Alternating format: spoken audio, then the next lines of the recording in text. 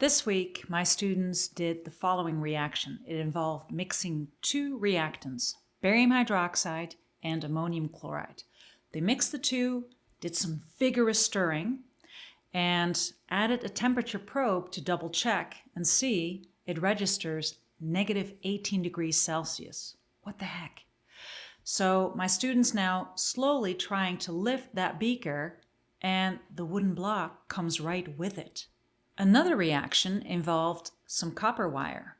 A little piece was cut off by my student here. Then the butane burner was turned on, and wow, that tiny piece of copper, first beautifully shiny, now all dull and blackish.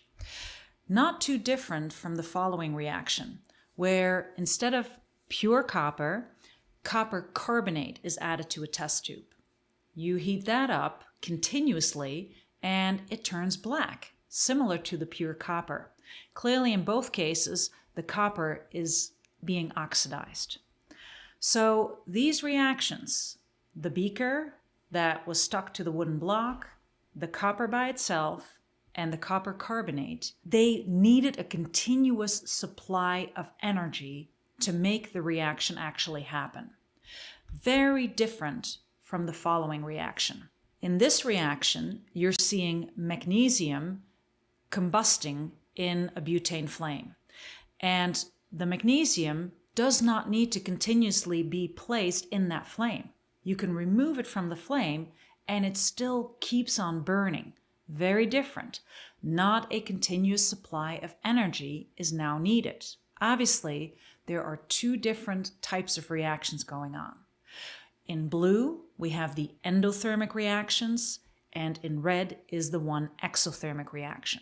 In this video linked above, I'm fully going through the exothermic reaction from the phenomenon to the eventual model. In this video, I'm going to cover how we go from an endothermic phenomenon to the final model. Let's get right into it. What you're seeing here is a marble rolling down the ramp, and it's kicking off a metallic marble connected to a magnet underneath. And the speedometer that's taped to the ramp is able to record the speed. So clearly, breaking bonds requires energy. That was one way to model this situation. The next GIF animation shows you the making of bonds, where the metallic marble gets pulled in by the magnet underneath the ramp, thereby kicking off the red marble. And again, the speed can be recorded by the speedometer. There's a video on this as well that goes into this in more detail, involving the making and breaking of bonds. Breaking bonds requiring energy, making bonds releasing energy. This setup involving the making and breaking of bonds and the original GIF animation showing you the endothermic reaction with the beaker frozen to the wooden block is all part of a storyline. The storyline's titled, "Why Do Some Things Get Colder or Hotter When They React?" If you're considering to implement this storyline, maybe this upcoming school year, into your chemistry classroom, check the link below so that you can get these resources and try it out with your students. I've had a ton of success with this storyline.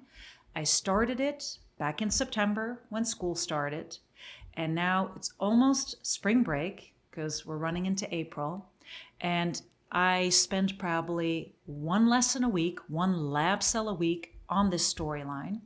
And lesson number 12 is the one that's the last one in this storyline. I will start that next week and we will finish it before spring break starts. My students have learned a ton and I would love for you to try it out with yours. There's a video linked above in which I summarize the first half of this storyline. So about half, 12 divided by 2, well, that's 6. The first 7 lessons are covered in that particular video, taking you through step by step all the different components to this storyline. Check it out. In this video, we are going to talk about how scientists represent the changes in energy in endothermic reactions. My earlier video talked about this in terms of exothermic reactions. It concerns lesson 11 in the storyline. Once students have done the modeling with the ramp, the magnets, and the marbles, they can go straight into this simulation. It's a NetLogo simulation from Northwestern University, and it really helps them being able to manipulate all the components in this system. What you're seeing here is particle A coming in and trying to kick off, break the bond between metallic marble B and magnet 1. Clearly it was too slow. Came now in at a faster speed, and B is now kicking off particle C, which is not metallic, and B is now bonded with object 2, also magnet, but clearly not quite as strong as the original magnet 1. So the fact that magnet 1 is a stronger magnet than magnet 2, it so nicely mimics an endothermic reaction, because stronger bonds are broken. Those are the reactant bonds. Weaker bonds are formed, your product bonds. Take note of the speed of the particles in this system. Let's zoom in. This zoom in of the speed of the 3 particles, A, represented here in green, B, which is metallic, represented here in gray, C, which is non-metallic, represented here in orange, is shown in this diagram. Let's now copy this graph over into this empty chart. I did my best here using the mouse to get a similar progression, but as you all know, chemical potential energy diagrams reflect chemical potential energy, not the kinetic energy. And they really are the inverse of each other. Difficult concept for students to understand. So when the kinetic energy is high, that usually means the potential energy is relatively low, and vice versa. Let's take a look at the potential energy diagram. That's in essence the flip of this kinetic energy diagram. Here's the potential energy diagram that shows you that the original bond was pretty strong, the reactant bond, as evident from low potential energy. The product bond is relatively weak, shown here because it has a relatively high potential energy. And here we're seeing both those diagrams in one, reflecting the kinetic energy, which is the same as speed, which can be viewed as thermal energy, and it reflects the potential energy of the bonds that are part of this system. How can we now model this endothermic reaction? What you're seeing here are the 2 reactants, the ammonium chloride and the barium hydroxide. The blowtorches reflect the energy required to break these bonds. Let's check it out. You're seeing here that with that little bit of thermal energy, the bonds are now broken. That means they're at the top of the hill. There's only one way but down. New bonds are now formed, releasing a little bit of energy. This is obviously an endothermic reaction. I just feel cold looking at it. The job that I gave the students was to come up with a general model that could be applied to any reaction, whether it's endothermic or exothermic. So this shows you just some regular atoms, and depending on the strength of the incoming bonds and the strength of the new bonds formed, it either models an exothermic or an endothermic situation. This is one student's response. Let's look at one other one. Similar story. It all depends on how strong the original bonds are and how strong the new bonds are in comparison, to then be able to conclude, is it exo or endothermic?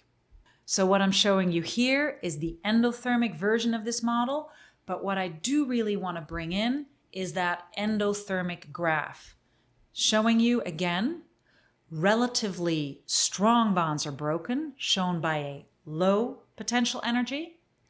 Relatively weak bonds are formed, showing that you end the potential energy diagram relatively high, after overcoming that so-called activation energy.